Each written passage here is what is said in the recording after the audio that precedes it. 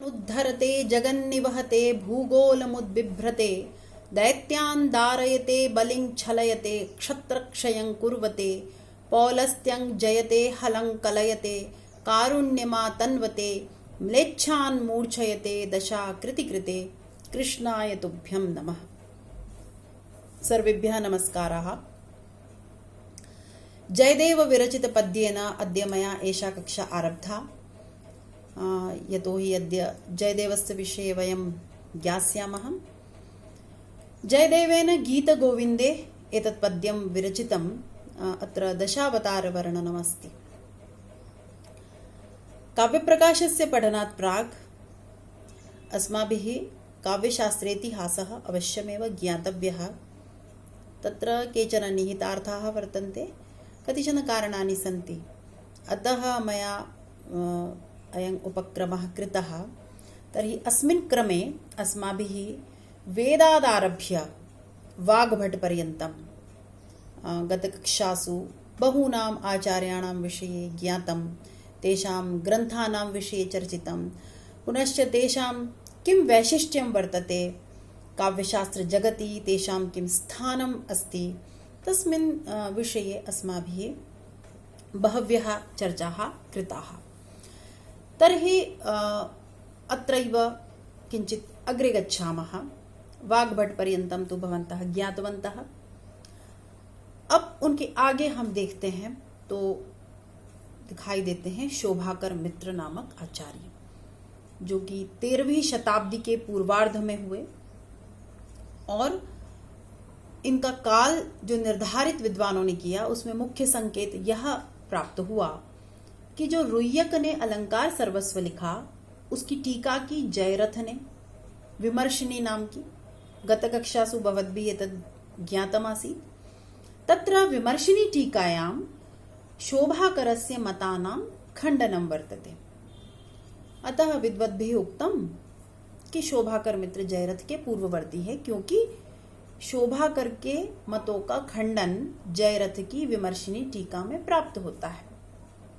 अभी तक आप इतने दिनों से इतिहास का श्रवण कर रहे हैं तो आप यह जान ही चुके होंगे कि जो हमारे प्राचीन विद्वान रहे, आचार्य रहे, उनके हृदय में अपने नाम के प्रचार प्रसार के संबंध में कोई विशेष अभिनिवेश देखने को नहीं मिलता।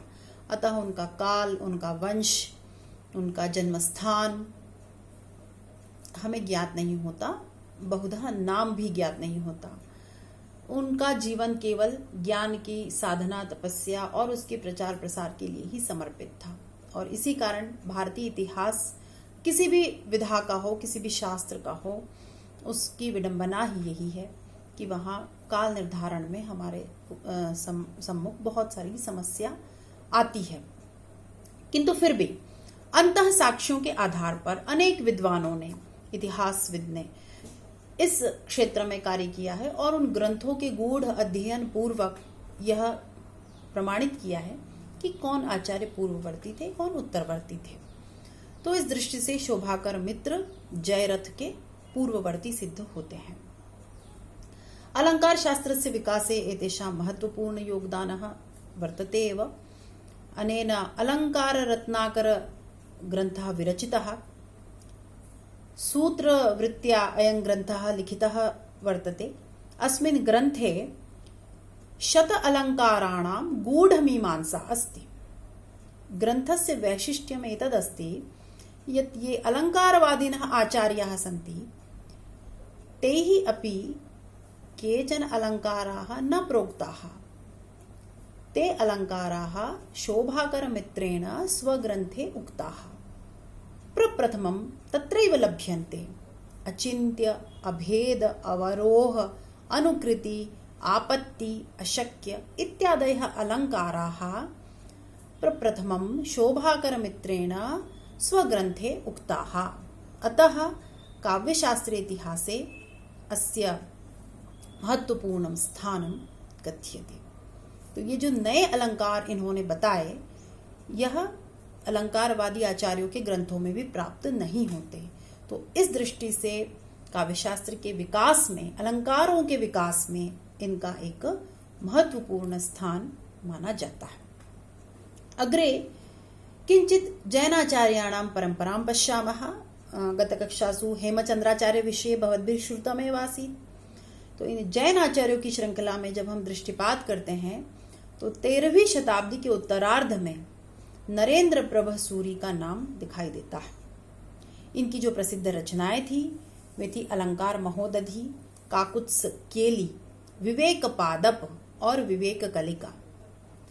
निश्चित रूप से अलंकार महोदधि ग्रंथ अलंकार शास्त्र से संबद्ध है और इसमें 8 तरंग है, जिसमें काव्य प्रकाश के समान ही सभी काव्य तत्वों का विवेचन किया गया है, अर्थात मम्मट का प्रभाव इन पर दिखाई देता है और उन्होंने उन्हीं की शैली का अनुगमन करते हुए तत्वों का विवेचन किया है। यद्यपि भवन्तः पश्यन्त एव सन्ति एकमेव विषयम् अधिकृत्य काव्यशास्त्रमेव अधिकृत्य बहवः आचार्याः ग्रन्थान् लिखितवन्तः, पुनश्च कालक्रमानुसारं सततं रचनाः जायमानाः एव सन्ति, सम्प्रति अपि जायमानाः सन्ति। तर्हि वयम् एवं न वक्तुं शक्नुमः यत् एतत् पृष्ठपेषणं वर्तते। सर्वेषु ग्रन्थेषु किमपि मौलिकतत्त्वं तु भवत्येव। हम ये बिल्कुल नहीं कह सकते कि एक ही विषय का विवेचन सभी ने किया है तो सब समान ही होगा, ऐसा नहीं। आप जब एक से अधिक ग्रंथों का अध्ययन करेंगे, पहले आप काव्य प्रकाश पर अपना नैपुण्य संपादित कर लीजिए, उसके पश्चात जब आप अन्य ग्रंथों पर दृष्टिपात करेंगे तो आपको यह एक तुलनात्मक और समालोचनात्मक दृष्टिकोण आपका स्वयं में विकसित हो जाएगा। यह गूढ़ विषय है ना, इसीलिए इस पे प्रत्येक मेधा संपन्न आचार्य को एक नई दृष्टि से व्याख्या दिखाई दी और उसने उसे ग्रंथ के रूप में प्रतिफलित किया। तो इस दृष्टि से अनेक आचार्य लिखते ही जा रहे हैं और यह इतिहास हजारों वर्षों से चला ही आ रहा है। इसी श्रृंखला में जब हम आगे देखते हैं तो अरिसिंह और अमरचंद्र सूरी का नाम हमें दिखाई देता है और इनका काल 14वीं शताब्दी माना जाता है। ये दोनों ही जिनदत्त सूरी के शिष्य थे जो श्वेतांबर आचार्य थे। कितना अपने आप में एक अद्भुत समन्वय है। सन्यासी साधक हैं, गृहस्थ जीवन का त्याग कर चुके हैं, किंतु साहित्य की साधना में लगे हुए हैं। तो इस तरह के बहुत सारे अद्भुत तत्व हमारे भारत में और हमारी भारतीय परंपरा में विद्यमान हैं और इनके दर्शन हम विविध शास्त्रों के इतिहासों में कर सकते हैं। तो हम अरिसिंह और अमरचंद्र के विषय में चर्चा कर रहे हैं। इनका जो प्रसिद्ध ग्रंथ है जो दोनों के द्वारा विरचित माना जाता है वह है काव्य कल्पलता वृत्ति। अब ये बड़े ही अप्रसिद्ध ग्रंथ है। मैं समझती हूँ कि बहुत सारे विद्यार्थियों ने इनके दर्शन तो दूर की बात है, नाम भी नहीं सुने हैं। तो हमें प्रयत्न करना चाहिए कि हम इनके दर्शन करें और अध्ययन कर पाएं तो बहुत अच्छी बात है। तो चलिए, काव्य कल्पलता वृत्ति में जो उसकी विशेष बात है वह यह है कि इसमें नवीन मार्ग का प्रबोधन किया गया है और यह नवीन मार्ग है कवि शिक्षा। राजशेखर की काव्य मीमांसा के संदर्भ में हमने इसकी चर्चा की है। तो यह कवि शिक्षा का प्रबोधन इन्होंने किया है। एक उत्तम कवि कैसे होता है, कवि कैसे बनता है, या कवि की क्या ऐसे भिन्न विशिष्ट तत्व होते हैं जो उसे अन्य सामान्य से भिन्न कर देते हैं और वह कवित्व की शक्ति उसमें दिखाई देती है या उस शक्ति का विकास होता है। तो इस तरह के तत्वों का इसमें समावेश किया गया है। इस ग्रंथ में 4 प्रतान हैं: छंदः सिद्धि, शब्द सिद्धि, श्लेष सिद्धि और अर्थ सिद्धि। इन प्रतानों में स्तवक हैं जो क्रमशः 5, 4, 5 और 7 ऐसी संख्याओं में हैं, लेकिन कुल मिलाकर के 21 स्तवक इस ग्रंथ में प्राप्त होते हैं। इन्होंने और भी ग्रंथ लिखे जिनमें काव्य भी हैं, लेकिन हम काव्य शास्त्र की दृष्टि से एक ही ग्रंथ के बारे में यहाँ चर्चा कर रहे हैं। अमरचंद्र सूरी के बारे में जो प्रसिद्ध है वह यह है, जो कि हमें जानना चाहिए, कि ये गुर्जर नरेश वीसल देव की राज्यसभा में विद्यमान थे और इन्हें 108 समस्या पूर्ति इस क्षेत्र में बड़ी दक्षता प्राप्त थी और इसीलिए इन्हें कवि सार्वभौम की उपाधि दी गई थी। अद्यापि यथा बहुत्र प्रतिस्पर्धा भवन्ति, अष्टावधानी शतावधानी एवं जनाः भवन्ति ते तथा स्वस्य नैपुण्यं प्रदर्शयन्ति।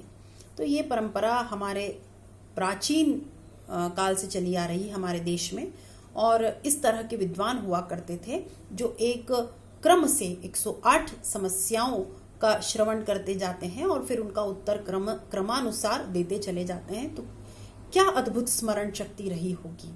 तो ये इस तरह के आचार्य थे, इनको उस क्षेत्र में दक्षता प्राप्त थी और इसीलिए इन्हें कवि सार्वभौम की उपाधि प्रदान की गई थी।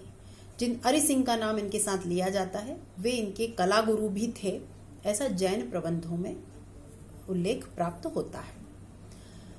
जैन परंपरा में और थोड़ा सा विचार करते हैं तो विनय चंद्र सूरी नामक आचार्य हुए, जो कि काव्य शिक्षा के रचयिता माने जाते हैं, क्योंकि विनय चंद्र सूरी नाम के अनेक आचार्य जैन परंपरा में हमें दिखाई देते हैं, किंतु जो 13वीं शताब्दी के उत्तरार्ध में हुए और जिन्होंने काव्य शिक्षा तथा मल्ली स्वामीनाथ चरित नामक काव्य लिखा, उनका हम विशेष रूप से इतिहास की परंपरा में उल्लेख करते हैं। इसके बाद देखते हैं विजय वर्णी नामक आचार्य हुए। ये दिगंबर जैन मुनि विजय कीर्ति के शिष्य थे और गंग नरेश कामिराज के आश्रय में इन्होंने अपने साहित्य की सर्जना की। कामिराज के आग्रह पर इन्होंने श्रृंगारार्णव चंद्रिका लिखी, जिसमें कि 10 परिच्छेद हैं और इसमें अलंकार शास्त्र के साथ साथ नाट्य शास्त्र के भी विभिन्न तत्वों का समावेश इन्होंने किया। तो इस दृष्टि से भी यह एक महत्वपूर्ण ग्रंथ होगा, क्योंकि इसमें काव्य शास्त्र और नाट्य शास्त्र इन दोनों शास्त्रों के तत्वों का समन्वय प्राप्त होता है। इस परंपरा में अजित सेन नामक एक आचार्य भी दृष्टिगोचर होते हैं। यद्यपि अजित सेन नाम के भी बहुत आचार्य जैन साहित्य में मिलते हैं, किंतु जो 14वीं शताब्दी के पूर्वार्ध में हुए और जिन्होंने अलंकार चिंतामणि और श्रृंगार मंजरी नाम की 2 रचनाएं लिखी, उनका काव्यशास्त्र के संदर्भ में उल्लेख किया जाता है। तो हेमचंद्राचार्य से आरंभ करते हुए हमने अजित सेन तक अनेक जैन आचार्यों के बारे में जाना, जिनके की ग्रंथ अधिक प्रसिद्ध हुए।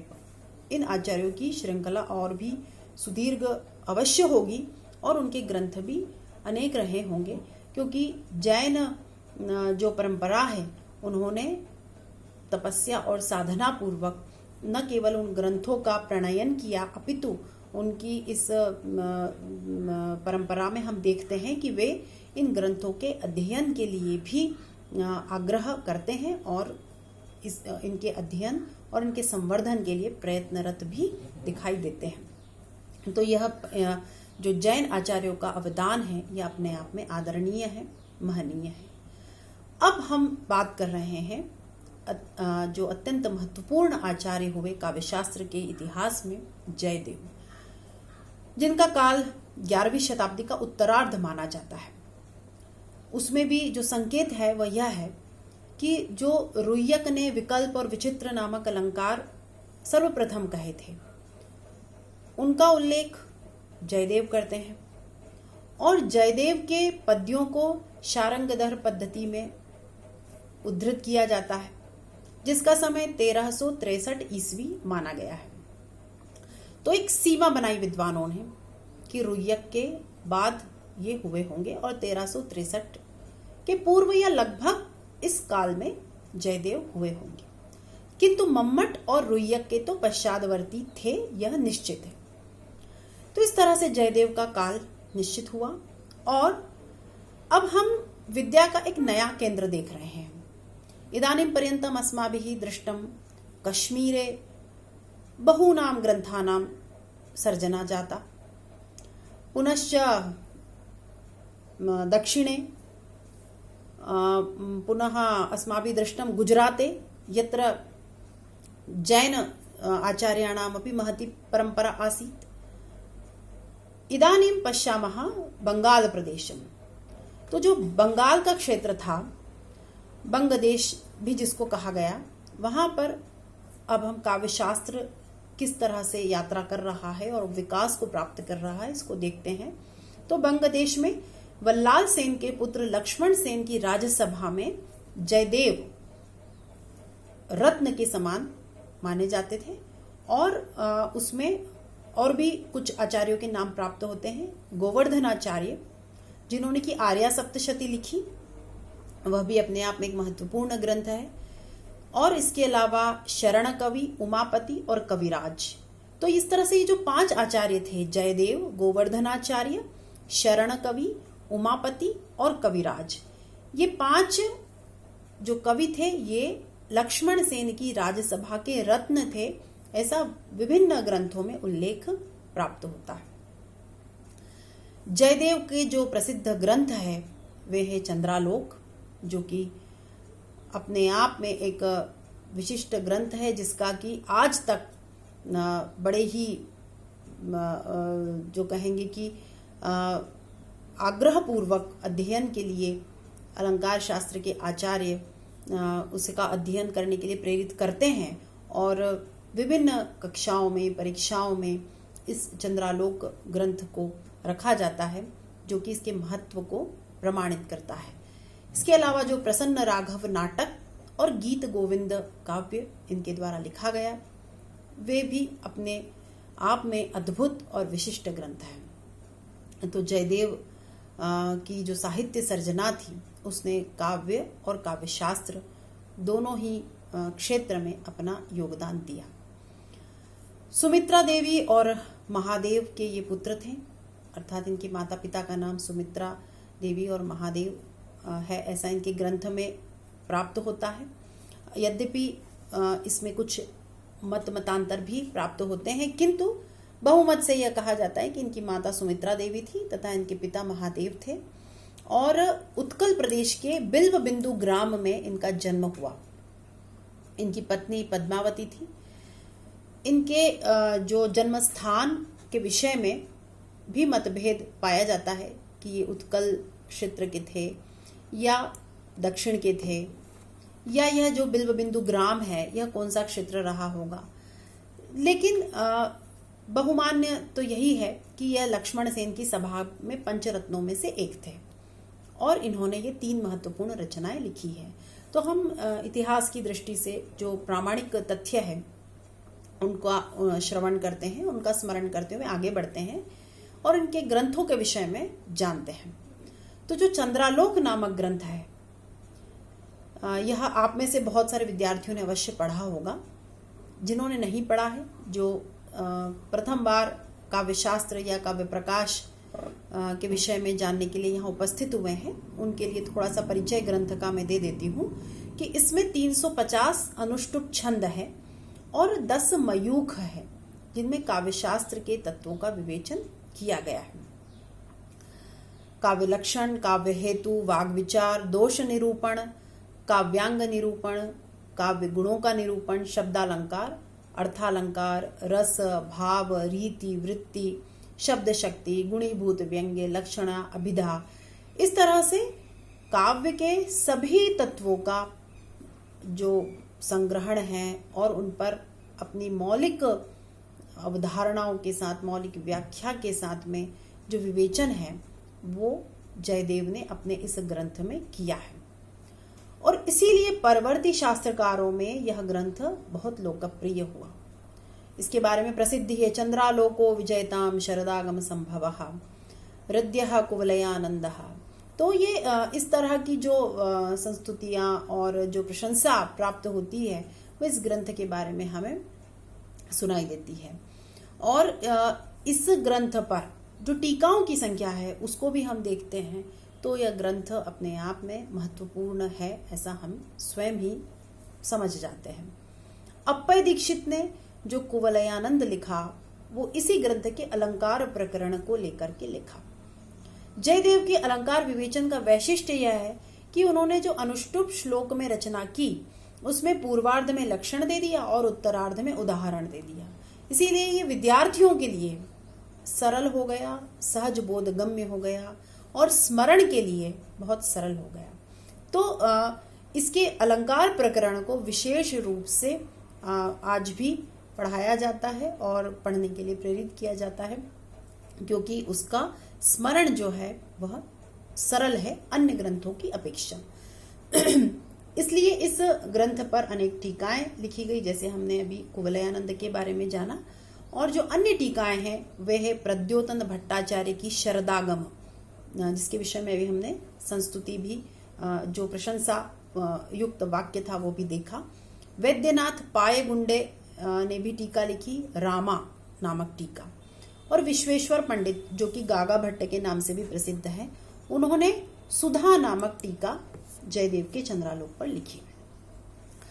चंद्रालोक के पंचम मयूख अर्थात अलंकार निरूपण के आधार पर जोधपुर नरेश जसवंत सिंह प्रथम ने भी एक ग्रंथ रचा जिसका नाम था भाषा भूषण।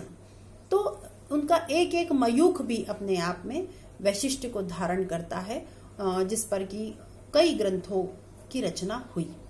तो चंद्रालोक अपने आप में एक महत्वपूर्ण ग्रंथ है और अवश्य पठनीय है। अब जो दूसरी रचना है प्रसन्न राघव, तो इसमें जो कथा कही गई है उसका प्रभाव उत्तरवर्ती साहित्य पर पड़ता हुआ हमें दिखाई देता है। और विशेष रूप से तुलसीदास के रामचरितमानस पर हम जयदेव कृत प्रसन्न राघव के प्रभाव को बड़े ही स्पष्ट रूप में देख सकते हैं। कई उदाहरण वहां हमें प्राप्त होते हैं। अब जो प्रसिद्ध और रमणीय मनोरम जो रचना है गीत गोविंद, जिसमें श्री कृष्ण की रास लीला है, कृष्ण राधा का प्रणय वर्णन है, यह यद्यपि एक श्रृंगारिक गीति काव्य है तथापि इसमें भक्ति और आध्यात्मिक दर्शन व्याख्याकारों ने किए हैं। और भिन्न भिन्न दृष्टि से जयदेव के गीत गोविंद की व्याख्या की जाती है और इसका गायन किया जाता है, क्योंकि इसमें गेयता अद्भुत है। और जिस तरह से पद्यों की रचना की गई है वे अपने आप में सहृदयों के लिए बड़े ही हृदयावर्जक हो जाते हैं और वे इसमें मानो डूब जाते हैं। जयदेव के गीत गोविंद का परवर्ती ग्रंथों पर हमें गहरा प्रभाव देखने को मिलता है। इसकी लगभग 35 टीकाएं तो प्राप्त होती ही है। जयदेव ने जो कहा था कि उनकी कविता के सम्मुख माध्वीक, द्राक्षासव, शर्करा, द्राक्षाफल, अमृत, दुग्ध, आम्रफल या अधर सुधारस सभी फीके हैं, यह सत्य ही है। कहते हैं वे साध्वी माध्वीक चिंतान भवति भवतः शर्करे कर्कशासी द्राक्षे द्रक्ष्यन्ति के त्वाम अमृत अमृतमसि क्षीरम नीरं रसस्ते माकंद क्रंद कांता धर धरन तुलां गच्छ यच्छन्ति भावं यावत् श्रृंगार सारंग शुभमिव जयदेवस्य वैदग्ध्य वाचः। तो ये जो जयदेव ने अपने स्वयं के विषय में बात कही कि उनकी कविता के सामने दुनिया में जितने भी मधुर पदार्थ हैं वे सभी फीके हैं। तो ये जो बात है यह कोई उनकी अहंकार पूर्ण या कोई गर्वोक्ति हमें नहीं दिखाई देती, अपितु जब हम उनके गीत गोविंद का श्रवण मात्र करते हैं, अध्ययन तो बाद की बात है, श्रवण मात्र से ही हम उनकी इस भाव को समझ जाते हैं और यह उन्होंने अपने संबंध में सत्य ही कहा है, इसे हम सहज रूप से स्वीकार कर लेते हैं। तो अद्य हम चिंतयामि अस्माभिः बहुश्रुतं प्रायः चतुर्पञ्चषड् आचार्याणां विषये अद्य अस्माभिः ज्ञातं, तेषां ग्रन्थानां विषये ज्ञातं, तेषां किं वैशिष्ट्यम् इत्यपि वयं ज्ञातवन्तः। तर्हि अद्यतनां कक्षाम् अत्रैव स्थगयामि। पुनश्च श्वः मिलामः, पुनः नूतनानाम् आचार्याणां विषये ज्ञास्यामः। धन्यवादः।